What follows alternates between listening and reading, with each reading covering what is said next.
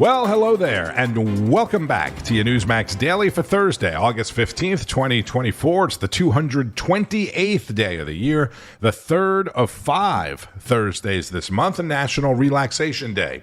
A day to slow down, take a breath, take a break, and relax a bit for your mental and physical health. It's also another green day on Wall Street, which might also help your mental health. In the headlines, the White House has released prices for 10 prescription drugs that are being negotiated or have been negotiated with Medicare as part of the Bipartisan Infrastructure and Inflation Reduction Act. You can expect to hear a lot about that when President Biden and Vice President Harris appear together today at a Democratic campaign event in Prince George County, Maryland. They're both going to speak as well, so that could be an interesting event for sure. Biden and Harris on the stage together. Former President Donald Trump holding his second news conference in a week today at his New Jersey golf club. He invited reporters once again to ask questions and hear what he has to say as he highlights the fact that Kamala Harris hasn't answered many questions or held a news conference since becoming the presidential nominee. I know, saying she hasn't answered many questions is being generous, right? This after the former president spoke at an event in Asheville, North Carolina yesterday. Does anyone here feel richer under Kamala Harris than Crooked Joe, than you were during the Trump administration? Is anything less expensive under Kamala Harris and Crooked Joe? I mean, we had inflation that I don't believe we've ever had inflation like that. You can go back a long way. Are you better off now with Harris and Biden than you were with a person named President Donald J. Trump? Do you know him? He's a nice gentleman. Nice gentleman.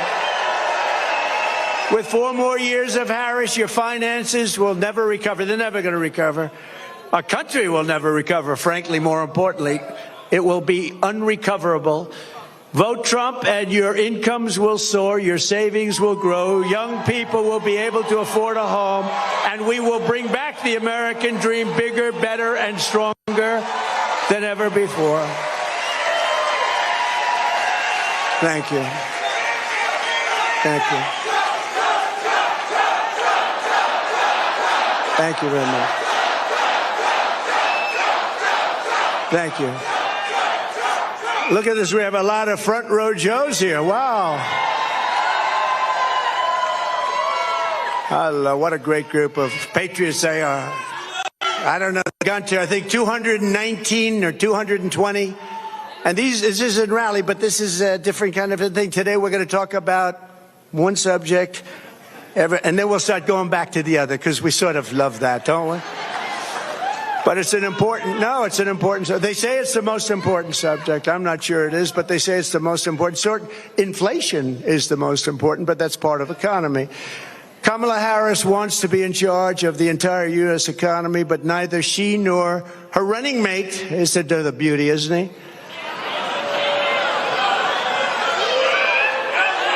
He signed a bill. He wants tampons in boys' bathrooms. I don't think so.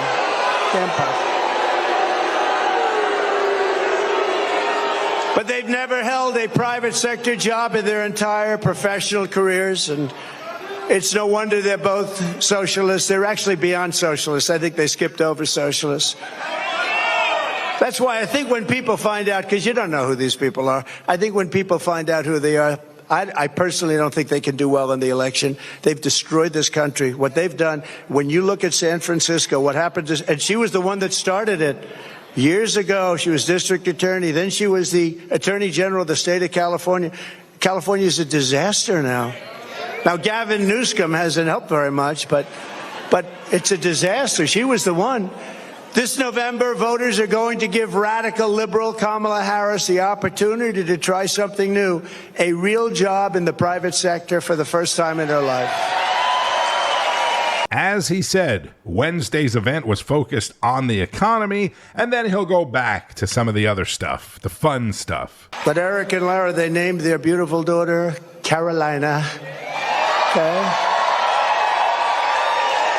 I said, which one are you talking about? Well, You know, today I'm going to say it's North Carolina, right? No, she was born here, raised here, and I'm sure it's a big reason we've done so well here. She's great. She's really terrific, and he is a great young man. I mean, you know, I'm a little prejudiced perhaps because he's my son, a little bit, but they're a great couple, and thank you very much. We appreciate it. With the help of everyone in this room, 83 days from now, can you imagine 83 days? We're almost there. We got to get it.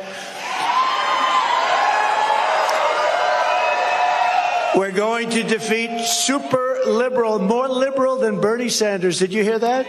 The most liberal person in the Senate. Can you believe that? We're going to defeat Kamala Harris. We're going to win back the White House in a historic landslide, and we're going to take back our country. We're going to take it back. And now Vice President Harris is expected to unveil some kind of an economic plan at an event in Raleigh, North Carolina tomorrow. She's waiting for me to announce it so she can copy it. Again, Donald Trump in beautiful, mostly liberal Asheville, North Carolina. Of course, that is in reference to the no tax on tips plan. Little side note, if you've never been to Asheville, North Carolina, I would highly recommend going. I would also recommend a drive on the beautiful Blue Ridge Parkway, especially in the fall. That's the time to go, but really any time of the year is amazing. You may know that I recently lived and worked in Charlotte, North Carolina. I'm also an alumni of High Point University in not so beautiful High Point, North Carolina. I was disappointed to see in some of the coverage of the president's arrival there, WBTV in Charlotte, North Carolina, saying Kamala Harris was never the border czar. More on the media and politics from my man, Joe Pinion. Here we are, folks. Another day in the twilight zone where Democrats lie, the media stays silent, and the rest of us are left wondering if Judgment Day has already come and our souls have been sentenced to roam in a hell known as Joseph Robinette Biden's America. Because the question is quite clear. When did lying stop mattering to the United States press? I mean, to be fair, there has always been left-leaning media bias. Politicians on both sides of the aisle have always stretched the truth, battered the truth, played fast and loose with the truth. But as a general rule, carrying water for the Democrats never included erasing the historical record, denying facts as clear as black and white. Now, it is clear that Joe Biden did task Kamala Harris with key responsibilities related to our border crisis. It was a broadly accepted fact right up until 24 days ago when the Democratic Party crowned her as their nominee without a single vote cast in her name. And then the media didn't just deny the fact, they deleted their own reporting. Kamala Harris, who was appointed as the border czar. There has been so much criticism against Kamala Harris. You know, she was the border czar. She's not the administration's border czar. She was never assigned the position of border czar. They're making that up. It was not made up. It was a fact. But facts don't seem to matter. The same way that Kamala Harris was generally accepted as the most liberal member of the United States Senate back in 2019. Until 24 days ago, when the nonprofits that gave her that bluest of blue labels and the news organizations that reported on it deleted it from existence. This is a woman who cast the tie-breaking vote for the Inflation Reduction Act, a failed multi-trillion-dollar boondoggle that not only helped raise inflation, but also gave the government the authority to dig through your bank account. And now she's turned around and plagiarized President Trump's plan to remove federal taxes on tips, as if she wasn't the one that gave the government the power to track down every last dollar of those tips in the first place. When I get to office, we are going to not charge taxes on tips, people making tips. And eliminate taxes on tips for service and hospitality workers.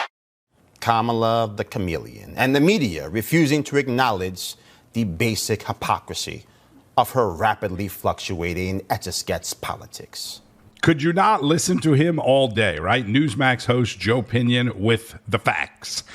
And with all that help from the media, there are now reports that the Harris-Walz campaign itself is editing headlines from media sources. This is Katrina Zish. Well, a new report by Axios suggesting the Harris campaign is looking to control the narrative. Surprise, surprise. Rewriting news headlines in Google searches. Why not, right? The edited headlines make it seem like news outlets such as Reuters, USA Today, The Guardian, and many others are writing positive stories about Kamala Harris and her running mate. Now, the headlines come with a banner, a little one, that says they were paid for by the Harris campaign. You see a little sponsored note up there on the upper left. The campaign and Google say, hey, this is common practice. It doesn't violate any policies. The Guardian, among others, releasing a statement about the whole thing, saying, well, we understand why an organization might wish to align itself with the Guardian's trusted brand. We need to ensure it is being used appropriately and with our permission. We'll be reaching out to Google for more information about this practice. With me now, Newsmax contributor Deneen Borelli here in studio, and also joining us as host of National Report, Emma Rechenberg. Emma, you're a journalist. If someone dives in and changes a headline of something that either you wrote, maybe you didn't write, or even simply that is on, say, the Newsmax platform, isn't that just a little suspicious? No permission. It just gets changed. I'm going to say it gets a nice little pretty spin put on it. Yeah. But no one's really upset about it.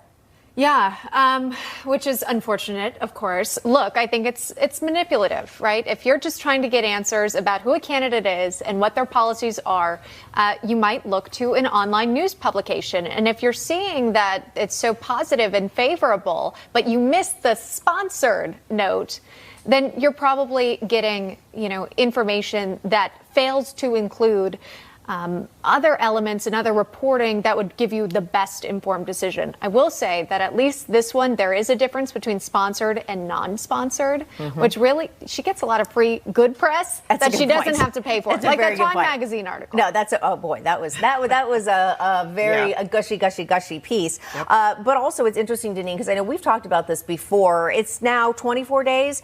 We have not had a news conference for Harris. She has not sat down to talk to the press, nothing off the cuff. Here's what Democrat New Jersey Governor Phil Murphy thinks about it. I think she's had an extraordinary several weeks. Tim Walz is an inspired pick. She's on a roll. She is, as he has said, she's brought joy back into the whole arena of politics. There'll be plenty of time to do interviews. All right, so Deneen, her campaign is definitely trying to control the narrative with those Google ads. Yeah. Democrats obviously saying she's been really, really busy. Come on, she's running for president. Why would she possibly want to talk to the American people directly? She's just playing the press, isn't she? Well, look, they had this all coordinated here, and the press is all in, obviously, because where's the outrage from reporters who want to hear from her so that Americans know where she stands? Not only the fact that she doesn't have anything on her website, but you go to look for certain information about her and it's scrubbed. It's totally different. It's a total flip. And it's, it's unfortunate because if you're a new voter or if you're like, we're steeped in this. Yeah. If you're not familiar with politics and who's supporting what, and this is the propaganda you're going to get, you're not getting the truth. So it is manipulation and it's also control. We are well marinated. Newsmax hosts Katrina Zish and Emma Rechenberg with Deneen Borelli. Voters not being steeped in the news, as she said, or well marinated on politics is exactly what they're counting on, right? They know the never-Trumpers most likely never even heard Trump say he's going to make tips tax-free. So they go out there and they say it, and those people really think it's Harris's idea. They're like, wow. The same way they never heard the full Charlottesville clip or the March Peacefully speech or anything else. The last thing I said on Wednesday's Daily is that we could hear from the Jims today, Chairman Jim Jordan or Chairman Jim Comer, right, in regards to the new Hunter Biden information. And as I predicted, my colleague Greta Van Susteren spoke with Congressman Comer, chair of the House Oversight and Accountability Committee, leading the investigation into the Bidens. Obviously, look, Hunter Biden, he's a rogue son. He had a drug problem. I mean, we've seen his problem. Look, I got that.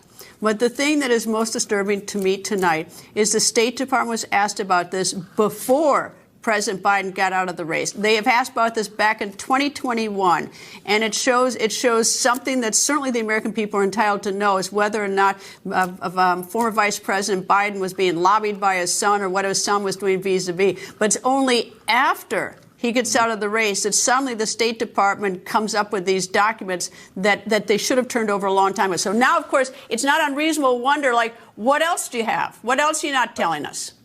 Yeah, and I'm going to make a prediction, Greta. I'm going to predict that there will be more government agencies that'll leak out certain bits of information that we've been requesting for the past year and a half that would prove the Biden family, including Joe Biden himself, committed many financial crimes. I'm going to predict that the National Archives will release a few of those pseudonym emails to show that, yes, Joe Biden was communicating with those shady associates who created all those shell companies. I'm going to predict that the Securities and Exchange Commission leaks out something before January saying, yeah, we were investigating Hunter Biden and Jim Biden for several fraudulent schemes that they were involved in. And I wouldn't be surprised if the FBI didn't do the same thing. All these government agencies were involved in a cover-up of what I think is the biggest political corruption scandal of my lifetime. A president of the United States who at the time was vice president of the United States, his family was selling access to the government to our enemies around the world, and they didn't pay a penny of taxes on it, and they never registered as foreign agents.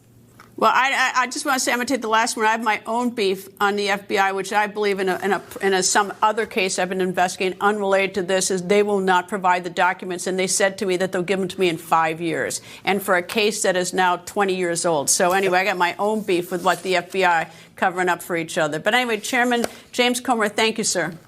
Greta Van Susteren, host of The Record, weeknights, 6 o'clock Eastern on Newsmax. Be sure to check it out. Also in the news, the United States, Qatar, and Egypt all meeting with an Israeli delegation in Qatar today to again discuss a ceasefire agreement in the Israel-Hamas war as a means of getting hostages released. You remember the hostages, right? Hamas has not said whether it will participate in today's discussion or not. They are accusing Israel of adding things to a previous proposal, adding more demands to a previous agreement that all parties, including Hamas, had agreed to.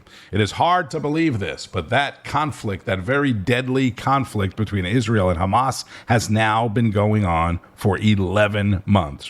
And Columbia University President Manoush Shafiq has resigned after all of the controversy for her handling of the protests on campus related to the Israel-Hamas war. Shafiq was one of several university leaders, you may remember, called for questioning before Congress earlier this year over concerns of anti-Semitism. Those hearings led to the resignation of Harvard's president and the University of Pennsylvania president. House Speaker Mike Johnson said that Shafiq's resignation was long overdue and should serve as a cautionary example to other university administrators that tolerating or protecting anti-Semites is unacceptable and will have consequences. 3 deans at Columbia University also resigned a week or so ago after the university investigated them for anti-Semitic text messages. All right, so we have Trump's news conference in New Jersey today, Biden and Harris together in Maryland. A new poll from the Associated Press Nork Center for Public Affairs Research finds that Americans are more likely to trust Trump over Harris when it comes to handling the economy and immigration issues. 4 in 10 Americans said Harris is disciplined and committed to democracy, while 3 in 10 Americans said that about Donald Trump. Vice President nominees J.D. Vance and Tim Walz have agreed to a debate on October the 1st. I believe it'll be on CBS, and there may be more to come. Be sure to keep up with all of the news on Newsmax, Newsmax.com, and make sure you're watching Newsmax on Newsmax Plus for the most complete lineup of all your favorite shows, hosts, and guests, like Greg Kelly Reports, Greta Van Susteren, Rob Schmidt Tonight, Newsline with Bianca De La Garza, Carl Higbee, Wake Up America, and much more, with analysis from people like Governor Mike Huckabee, political analyst Mark Halpern, Judge Napolitano, Senator Rick Santorum, and others. NewsmaxPlus.com. I'm Tony Marino. Thank you, as always, for listening to the Newsmax Daily. I appreciate that. Enjoy the rest of your day. It's almost Friday. And keep on fighting the good fight. News breaks every minute, every day. You need the app, the Newsmax app. Find it free on your smartphone store. Then watch us anytime, anywhere. It's our America. We conquered it. We built it. Great values like honesty and fairness. Great courage. A great nation needs a free press. Newsmax is it. 30 million Americans regularly go to Newsmax when they really need to know. They watch Newsmax TV at home. On the free Newsmax app, they go to Newsmax.com. Start today. Newsmax is real news for real people.